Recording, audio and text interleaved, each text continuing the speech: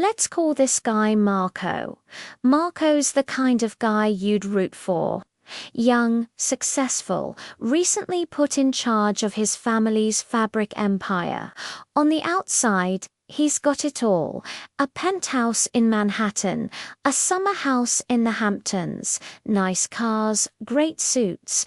But behind all of that success, Marco's quietly falling apart. He's dealing with constant anxiety, these dark waves of depression, and he feels completely alone. So one day he decides to do something about it.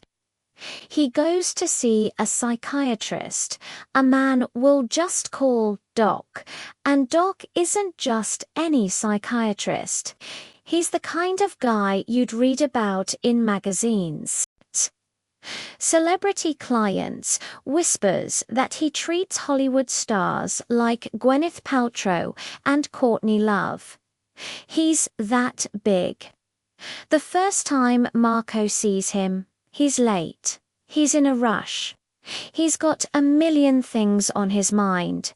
And yet, when he sits down with Doc, something remarkable happens. For the first time in a long time, Marco feels like he can breathe. At first, Marco was skeptical, but Doc's sessions weren't like anyone else's. Instead of just sitting on a couch and talking about random things, they went on long walks through the city. They grabbed lunch together, they talked about life, business, everything. It was casual. It was personal. And for the first time in a long time, Marco started to feel lighter. He started to feel like himself again. And soon, Marco trusted Doc completely. He started running business decisions by him. Which factories to close, which designers to hire, which partnerships to take. Marco's confidence in Doc grew so much that Doc wasn't just Marco's psychiatrist anymore. He was his advisor, his mentor, even his closest friend. But not everyone was a fan. Marco's sister, we'll just call her sister, noticed that Marco was letting Doc get more and more involved with the family business. She didn't like it.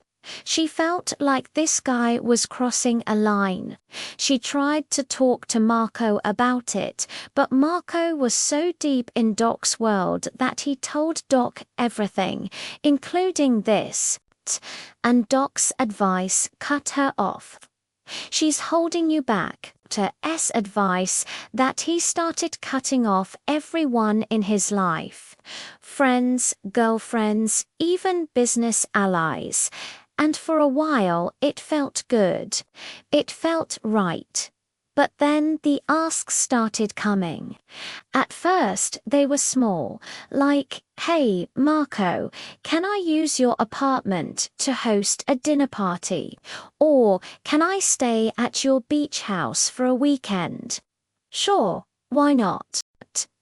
But slowly over the years, the favors got bigger and bigger until one day Marco woke up and realized that Doc had moved into his Hamptons house full-time with his wife.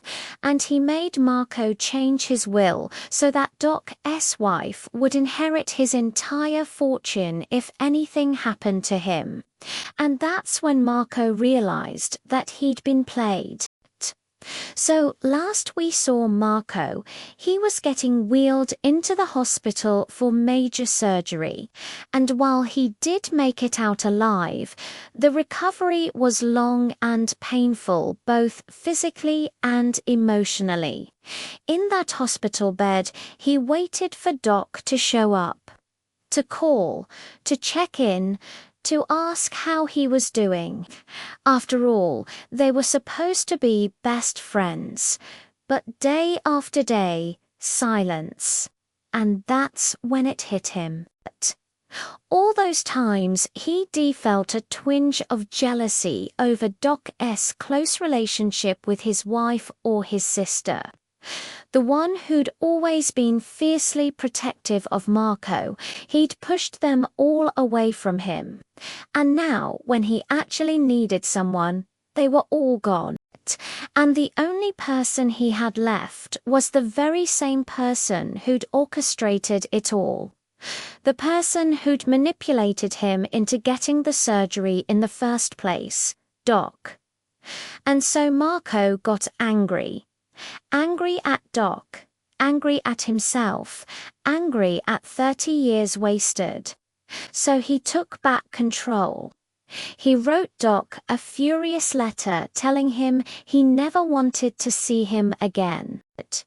He kicked Doc and his wife out of the Hamptons' house, the one they'd bought together, and he started dating again. Slowly but surely, he began piecing back together the relationships that Doc had made him throw away. His sister moved back in with him. His friends stopped by more often. Marco even started going to therapy. And then he went one step further. He filed a formal complaint with the New York Department of Health. An investigation was launched, and what they found was shocking. Doc had been doing this to patients for years, manipulating them, controlling them, inserting himself into their finances and even into their wills. The state stripped Doc of his medical license and he was banned from ever practicing medicine in New York again. As for Marco, he finally had his life back.